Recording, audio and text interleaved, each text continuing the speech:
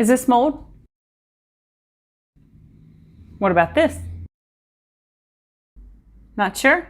Keep watching, because in today's video, I'm going to go over the 4 most common times people think they have mold on their kombucha Scoby, but they really don't. What's going on, Booch Heads? My name is Liz, and on this channel I like to talk about all things kombucha. The first most common time people think they have mold on their kombucha Scoby, but they really don't, is when there are strands of yeast in the brew. So I have some pictures here. This one is just a Scoby that's out of the jar, and if you can see right there in the center, there are 2 like greenish looking fingers. That's just yeast. Here's a picture of one of my brews. See that little blob underneath the Scoby there just hanging out? That's yeast. And yeast is good. We want yeast. This is also one of my Scobies. See the green at the top there? And then the big blob of green. It's totally fine. You don't have to wash it off. You don't have to take it off. You can if you want. But yeast is good. We want the yeast. We want the bacteria and we want the yeast to make our booch. The second most common time people think they have mold on their kombucha Scoby, but it's not, is when strands of yeast either get caught on the side of the Scoby or under the top layer of the Scoby as the Scoby's forming. So let me show you this picture right here. See the brown spots?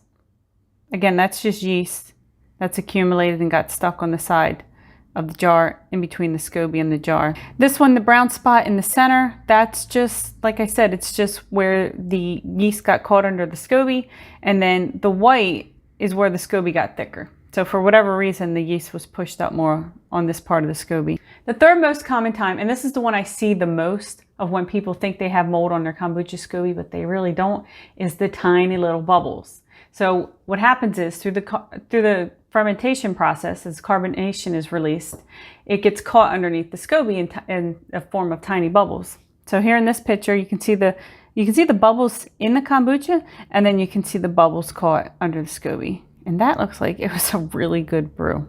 All right, this is a perfect example of how people can think it's mold, because this looks tricky. See how it's spotchy? That's how mold can form on the Scobies. But if you look closely, you can see that it's just tiny, tiny bubbles, lots of tiny, tiny bubbles that have accumulated together. Another example, lots of big bubbles here. Okay, here's a close-up of what the bubbles look like. There's some big bubbles, little bubbles. This is a neat looking Scoby. So here it looks like where the bubbles raised the Scoby up, it actually made the Scoby thicker in that area. But it's healthy. It's fine. It's not a problem. Here's another one. So the areas in the center where the bubbles are bigger. All good, all bubbles, all healthy kombucha Scobies. The fourth and final time that people think they have mold on their kombucha Scoby, but they really don't, is when spots on the Scoby grow thicker. So let me show you what I mean here. Here's an example. See the white spots? Some of that's probably bubbles, but it's also just where the Scoby is getting thicker. Here's another picture, white little spots where the Scoby is getting thicker. Here's a really good one. See where it's close, the picture's closer to us, where it's really smooth, and then you have where the Scoby looks a little rough. Here's another one, all healthy Scobies. Here's an overhead of one of the Scobies.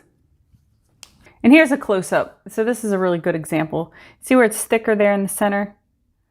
So as the kombucha brews and as the sugar is consumed and everything's converted, the Scoby is just going to keep growing and growing, because the Scoby is cellulose. It's just a byproduct of the fermentation process. I've let jars go for like months and months and months, and the Scoby would go from there. I've had Scobies that thick just because I ignore my kombucha, and it just keeps growing. If you'd like to learn more about kombucha Scobies, then click the link here. I put together a playlist. Or if you'd like to try something new with your Scoby, then click the video down below where I teach you how to make Scoby candy.